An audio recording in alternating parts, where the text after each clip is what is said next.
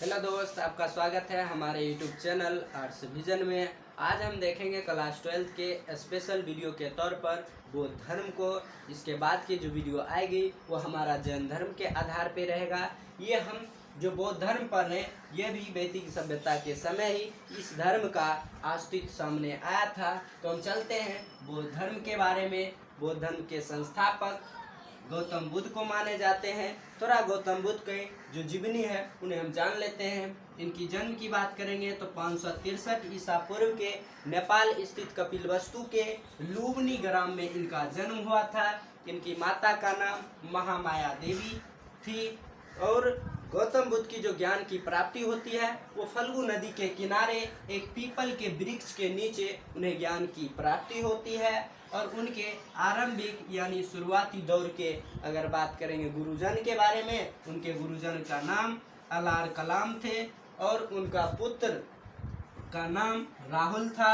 और गौतम बुद्ध का जो प्रिय घोड़ा था उस घोड़ा का नाम कंथक था। महात्मा बुद्ध ने अपने गिरि त्याग की जो अवस्थाएं होती है वो 29 वर्ष में उन्होंने अपनी गिरि त्याग दिए। और बौद्ध ग्रंथ के हिसाब से उन्होंने जिस दिन जो गिरि त्याग किए थे उन्हीं गिरि त्याग को बौद्ध ग्रंथ के हिसाब से महाभिनिष्क्रमण कहा जाता है। गौतम बुद्ध ने जो प्रथम उपदेश दिए थे उन उपदेश का बौद्ध ग्रंथ में उनका नाम रखा गया धर्म चक्र प्रवर्तन रखा गया था।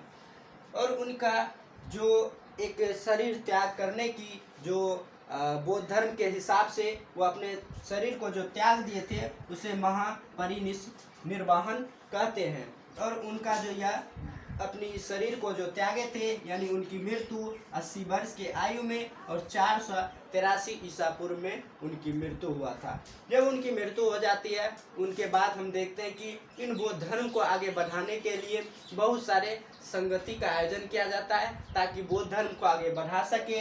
इन्हीं के क्रम में हम देखेंगे कि चौथी बौद्ध संगति होती है और उन्हीं बौद्ध संगति में बौद्ध धर्म दो भागों में बट जाता है। पहला हीनयान शाखा बन जाती है, दूसरा महायान शाखा बन जाती है। और गौतम बुद्ध बताते हैं कि ये दुनिया में जो भी जीव जंतु है, प्राणी है, वो दुखों से भरा है। उसे इन दुखों से अगर निकलना है तो उसे अष्टांगिक मार्ग को पालन करना ही पड़ेगा।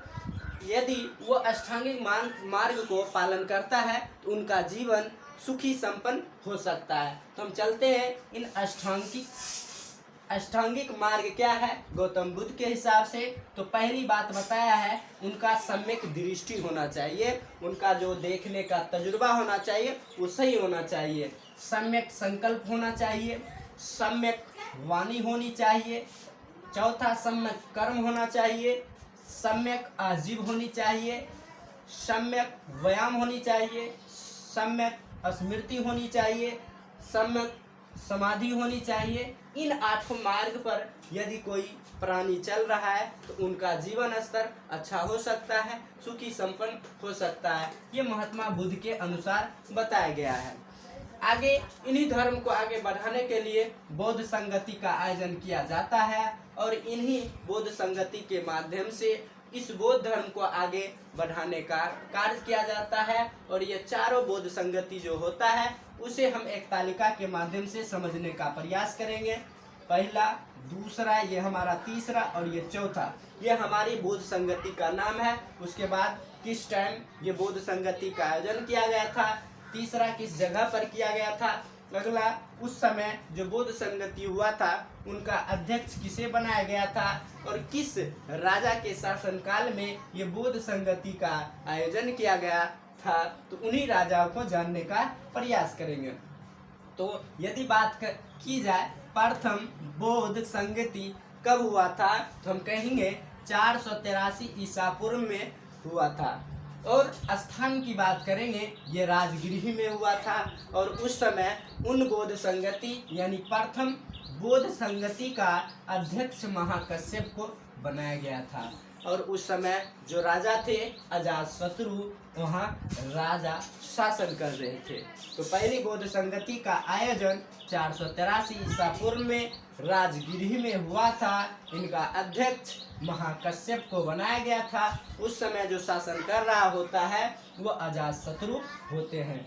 इसी बोध संगति के समय कुछ बात और भी किया गया था, जैसे कि बोध ग्रंथ में एक विनय पिटक होते हैं, दूसरा सुत पिटक होते हैं। इन दोनों पुस्तकों की रचना इसी बोध संगति के समय की गई थी। यदि बात करेंगे दूसरी बोध संगति का, यह 383 ईसा पूर्व में हुआ था और यह वैशाली नामक जगह पर हुआ था। और इस समय अध्यक्ष जो बनाया गया था सावाकामी को बनाया गया था। इसी समय वहाँ का राजा नंद वंश के राजा कालाशोक वहाँ के राजा होते हैं और उसी के समय वहाँ पे द्वितीय बोध संगति का आयोजन किया जाता है। तो दूसरा की बात करेंगे, ये 383 ईसा पूर्व में वैशाली में इनका आयोजन किया जाता है। उस समय अध्यक्ष सावाकामी को बनाया जाता है। उस समय राजा जो होते हैं कालाशोक होते हैं। तीसरा जो बोध संगति का आयोजन किया जाता है, ये 255 ईसा पूर्व में इसका आयोजन किया जाता है और ये पाटलिपुत्र नामक जगह पर किया जाता है। उस समय अध्यक्ष जो बनाया जाता है मोगलीपुत्र तीस को बनाया जाता है। उस समय राजा जो होते हैं वो अशोक होते हैं और अशोक के समय तीसरा बोध संगति का आयोजन किया जाता है। तीसरा को फिर से हम देख लेते, ये 255 ईसा पूर्व में तीसरा बोध संगति का आयोजन किया गया था। पाटलिपुत्र में इसका आयोजन किया गया था। उस समय अध्यक्ष मोगलीपुत्र तीस को बनाया गया था और अशोक के समय इस संगति का आयोजन किया गया था। इस समय एक और पिटक होते हैं, एक और बोध ग्रंथ होते हैं जो अभिधम पिटक के नाम से जानते हैं। उनकी रचना तृतीय बोध संगति के समय हुई थी। चौथी बोध संगति की बात करेंगे, ये प्रथम शताब्दी में इनकी शुरुआत होती है और इसी समय प्रथम शताब्दी में चौथी बोध संगति का आयोजन किया जाता है। यह कुंडलवल कश्मीर में पड़ता है, वहाँ पे इनका बोध संगति कराया जाता है। उस समय जो अध्यक्ष बनते हैं वसुमित्र को बनाया जाता है और उस समय राजा कनिष्क वहाँ शासन कर रहे होते हैं। तो चौथी बोध संगति की बात की जाए तो प्रथम शताब्दी में किया गया था और कुंडलवल जम्मू कश्मीर में यानी कश्मीर में इनका आयोजन किया गया था। उस समय अध्यक्ष वसुमित्र को बनाया गया था और वहाँ का राजा कनिष्क को बनाया गया। कुछ बातें और है इसमें, जैसे कि बौद्ध धर्म में 3 रत्न है। तीनों रत्न को समझते हैं तो पहला बुद्ध को देखते हैं, दूसरा धम्म होते हैं और तीसरा संघ होते हैं। ये बौद्ध के त्रिरत्न के नाम है, इनको भी थोड़ा याद रखना है। छोटा छोटा और भी बात है, जैसे बौद्ध धर्म में बौद्ध भिक्षु जहाँ निवास करते जहाँ रहते थे उस स्थान को विहार कहा जाता था।